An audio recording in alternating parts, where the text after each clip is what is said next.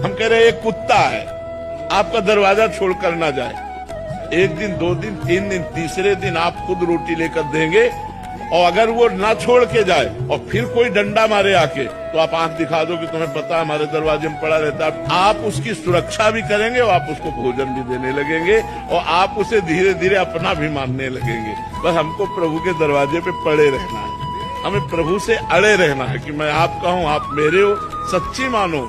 वो जिस दिन बागडोर संभाल लेंगे, निहाल कर दे। कर्जा तो ले मती कोई, ये जो आजकल है ना कि कर्जा लेकर व्यापार करना, कर्जा लेकर के मकान बना, ये सब ठीक बातें नहीं है। कर्जा लेकर मकान बना दिया और कर्जा ना दिया तो पूरे मकान की कुड़की हुई, फिर बेकार की परेशानी हुई।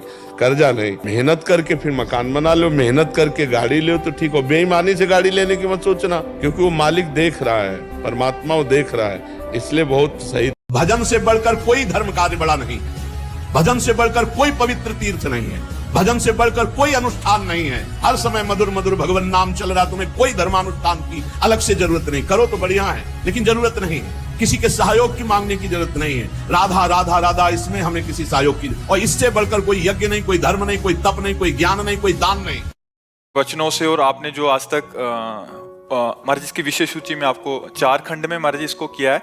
जैसे ये कह रहे हैं कि स्कूल में विद्यार्थी आदि या किन्हीं को तो ब्रह्मचर्य क्या है, उसको वीर्य उत्पन्न कैसे होता है, या उसकी रक्षण के लिए क्या क्या हमें ध्यान रखना चाहिए, हमारी दिनचर्या क्या होनी चाहिए, हमारा खान पान क्या होना चाहिए, या अगर विद्यार्थी हैं तो ब्रह्मचर्य कैसे, अगर हम सन्यासी हैं तो फिर ब्रह्मचर्य का क्या महत्व है। बहुत सुंदर लिखा हुआ है महाराज। पूरा संकलन पिछले 1 साल से इस पे हम काम कर रहे थे। बहुत सुंदर। तो अभी ये लगभग हो गया 15-20 दिन में महाराज जी ये सबके लिए, जनसाधारण के लिए वो हो जाएगा। जितनी भी वानियां थी ब्रह्मचर्य पे, उस पे सबसे संकलन करके भी। अब देखो इसमें लिखा है, वेद ही हृदय को पुष्ट तथा कर्तव्यशील बनाता है, कि मनुष्य शरीर में वेद एक महाशक्ति है, जो इसका अधिक से अधिक संग्रह करता है वो उन्नति को प्राप्त होता है। बहुत सुंदर इसमें लिखा हुआ है। बड़े बड़े वैज्ञानिकों का मत है कि सृष्टि के प्रत्येक पदार्थ में कोई न कोई सार तत्व अवश्य होता है। उसी तरह मनुष्य एक एक पल तुम्हारे कर्म का हिसाब होगा, एक एक सेकंड का।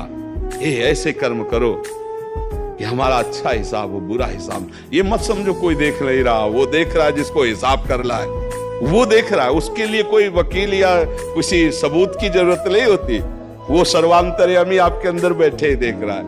अगर हम अपनी माँ में भगवान को देख पावे, अपने पिता में भगवान को देख पावे और बूढ़े माता पिता की सेवा कर पावे, तो मुझे लगता है इससे बड़ा मंदिर में जाकर सेवा करने की जरूरत नहीं पड़ेगी, वही भगवान मिल जाएंगे। विश्व का कोई भी सुंदर भोग इतनी ताकत नहीं रखता कि मन से भी भोगने की इच्छा आ जाए। शरीर की तो बात जाने दो, मन से भी भोगने की नहीं रखता। उनके बल से कह रहा हूं, उनके बल से कह रहा हूं, उनके द्वारा दी हुई शांति से कह रहा हूं, उनके द्वारा दी हुई शीतलता से कह रहा हूं। देखा है इसमें काम, देखा है क्रोध, देखा है इसमें, देखा है विकलता देखी है भोगों की, और इसमें कृष्ण कृपा भी देखी। जिन विषयों के लिए हृदय मचल जाता था, उन विषयों के सानिध्य में स्मरण भी नहीं आता कि ये भोगने की चीज है। आप सब कुछ कर सकते हो, मतलब यही सबको भूल है कि तो किसी किसी के भाग्य में लिखा होता। कुछ नहीं, तुम जो चाहो अपना भाग्य बदल सकते हो, ये मनुष्य शरीर जो चाहो कर सकते हो। भगवान को जब प्राप्त कर सकते हो तो क्या नहीं बन सकते हो। भगवान से एक ही बात मांगनी चाहिए, धन देओ या ना देओ, सुख देओ ना देओ, हमारी इच्छा पूर्ति करो ना करो, एक बात कर दो, आपको भूलू नहीं। मैं आपकी स्मृति में डूबा हूँ, आपके भजन में डूबा हूँ। इतने जितना कष्ट दोगे चुपचाप सहेंगे, किसी से ये नहीं कहेंगे कि भगवान हमको कष्ट दिए हैं। अब आप जैसा चाहो वैसा करो, आप चाहे सुखी रखो या दुखी रखो, हम आपको देखकर आनंदित रहेंगे।